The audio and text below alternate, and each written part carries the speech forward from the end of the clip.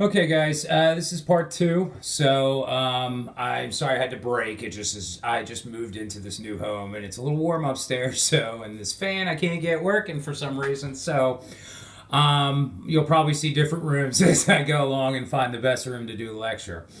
This part two is not going to be that long, so I just wanted to.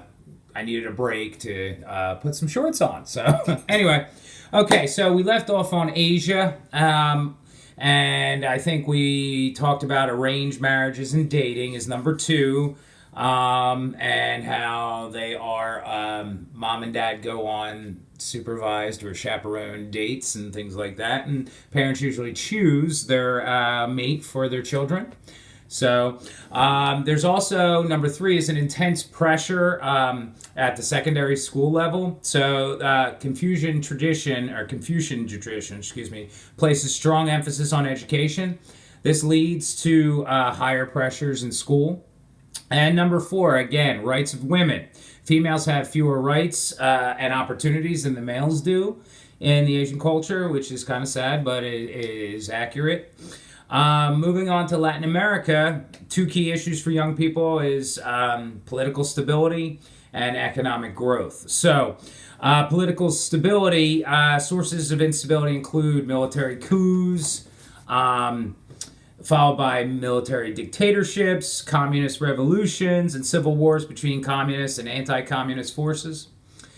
Economic growth, despite having greater natural resources, the country of Latin America have not prospered economically, or the countries of Latin America, excuse me, have not prospered economically. So, now unemployment among the adults is high, and unemployment among young people is even higher.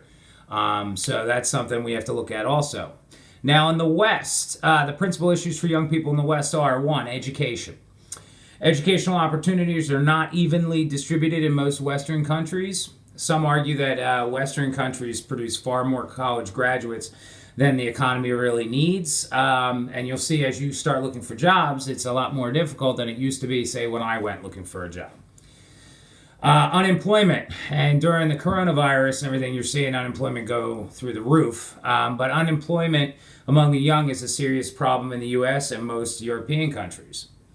Immigrants. Most countries have been tolerant and accepting of immigration. However, with anti-immigrant acts do occur, they tend to be committed by groups of young working class men in their late teens and early 20s.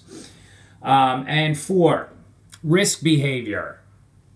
Young people in the West are more likely to engage in behavior that holds risk for their health, like automobile fatalities because they're driving too fast, homicides and suicides, high rates of suicides among adolescents.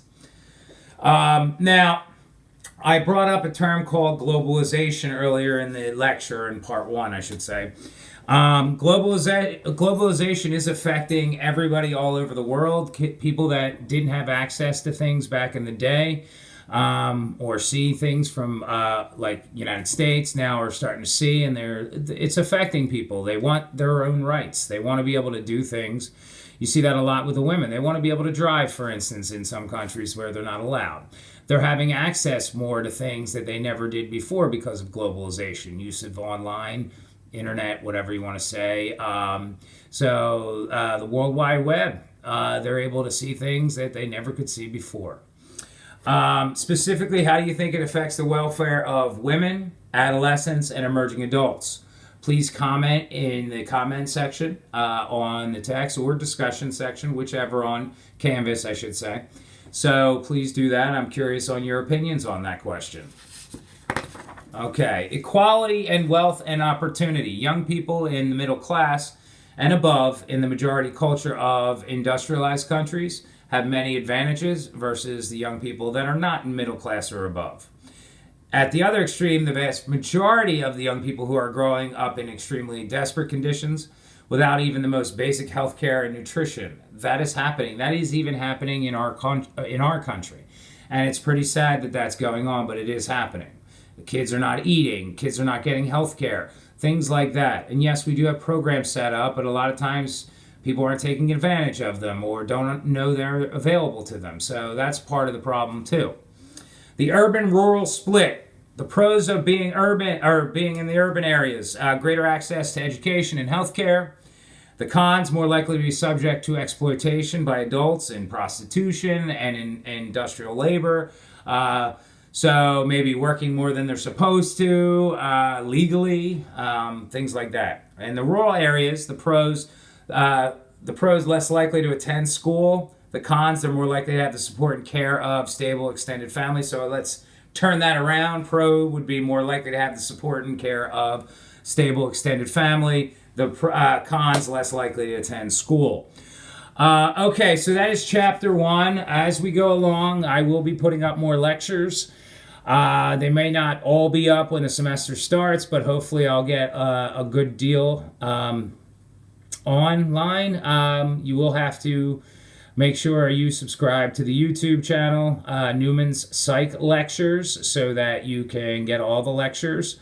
I will post as I can. I will at least have one lecture a week up, probably more. I'm hoping to get them all up before mid-semester, just so you guys can go at your own speed reading these or listening to these lectures. Any questions or anything, feel free to give me a call or an email. And again, any issues with Canvas, any issues with getting the tests, any issues with submitting, let me know. Okay? And make sure, last thing, that you're doing your Pearson quizzes. I will see you on the next lecture. Take care. Bye-bye.